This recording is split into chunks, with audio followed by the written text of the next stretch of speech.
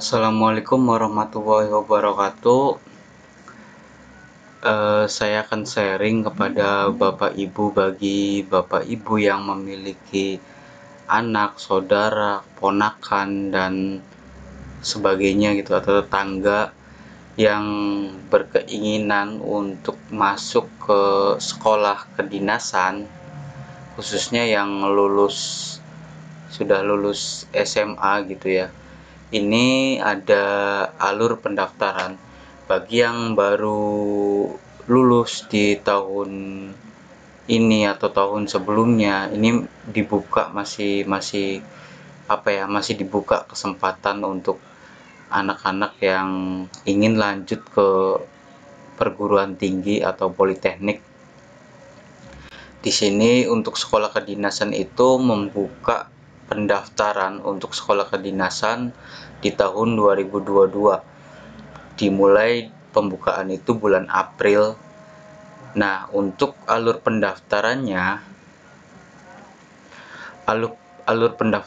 itu, untuk yang pertama silakan Bapak Ibu akses portal dikdin.pkn.co.id. Kemudian alur kedua, buat akun itu melalui halaman SSCASN Sekolah Kedinasan dengan NIK yang tervalidasi oleh Dukcapil. Kemudian cetak kartu informasi akun. Kemudian ke alur ketiga, ini login. Alur keempat, Bapak Ibu melakukan pendaftaran mulai dari unggah swafoto, pilih sekolah, lengkapi nilai, upload berkas, dan lengkapi biodata. Kemudian alur kelima ini cek resume. Ketika Bapak Ibu sudah melaksanakan poin 4 ini, alur keempat ini, Bapak Ibu silakan untuk cek resume, apakah ada yang kurang atau ada yang salah. Ini masih bisa diperbaiki. Jika sudah resumenya itu sudah ditutup, sudah klik setuju gitu ya, nanti Bapak Ibu geser ke alur ke-6 untuk verifikasi. Nanti akan diverifikasi oleh verifikator pihak Panselnas, Panitia Seleksi Nasional Sekolah Kedinasan. Kemudian ada alur yang ketujuh, yaitu jika disetujui persyaratan-persyaratan yang ada pada alur keempat ini, nanti yang ketujuh ini apakah ditolak, apakah disetujui. Jika disetujui, maka Bapak Ibu nanti akan muncul informasi atau notifikasi yang sekiranya Bapak Ibu itu lulus.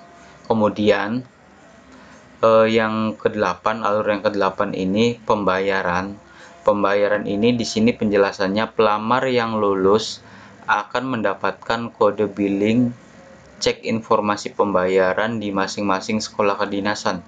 Jadi untuk pembayaran ini maksudnya bukan pembayaran yang sekolah ya, ini hanya pembayaran tidak banyak gitu, tidak kurang dari 1 juta ya. Intinya pembayaran ini hanya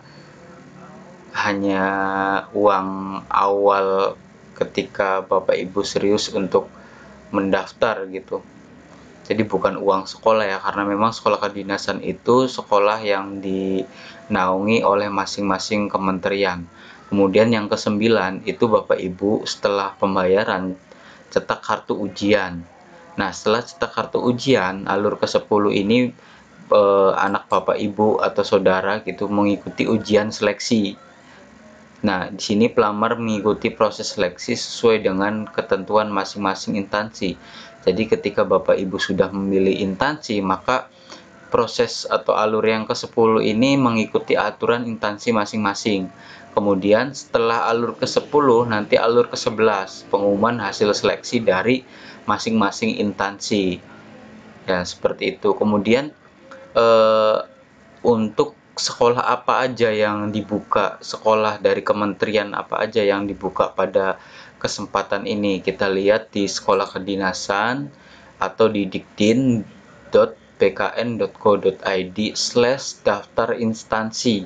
Nah, di sini ada instansi yang dibuka. Bapak Ibu bisa cek sendiri. Daftar instansinya itu status buka pendaftaran ya. Kemudian periode daftar, ini Bapak Ibu harus dilihat. Jangan sampai batas waktunya gitu ya. Kalau bisa pendaftarannya mulai dari sekarang.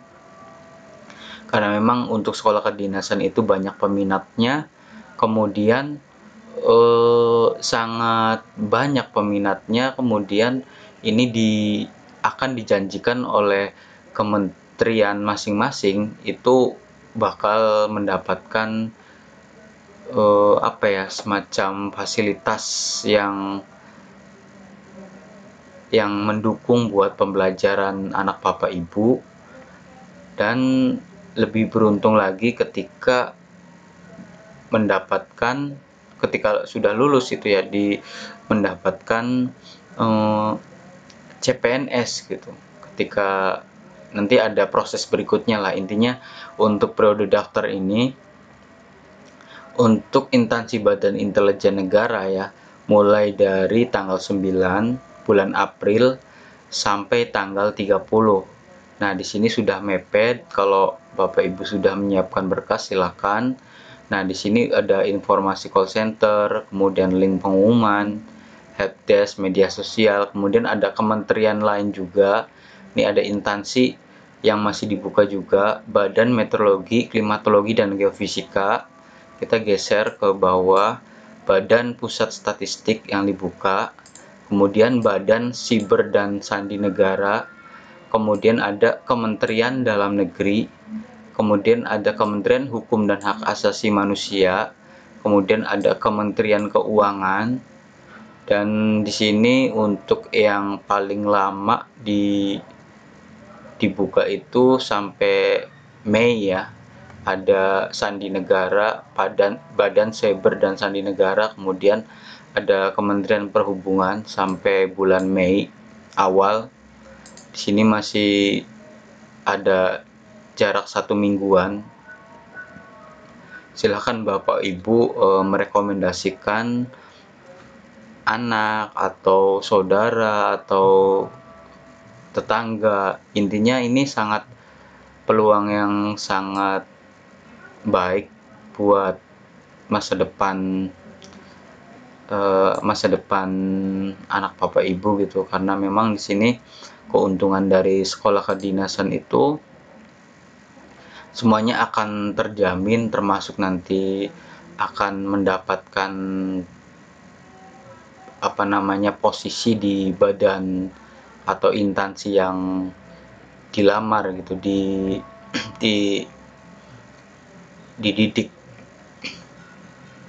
Jadi ketika Bapak Ibu ini juga termasuk salah satu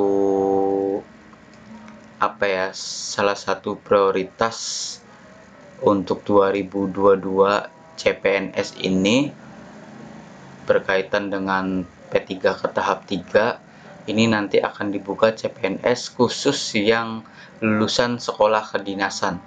Jadi ini sangat penting informasi ini, karena memang pemerintah itu untuk yang PNS 2022, tes CPNS 2022 ini akan memprioritaskan dari lulusan sekolah kedinasan. Nah, seperti itu. Mungkin itu saja yang dapat saya sampaikan. Semoga informasinya bermanfaat. Terima kasih. Assalamualaikum warahmatullahi wabarakatuh.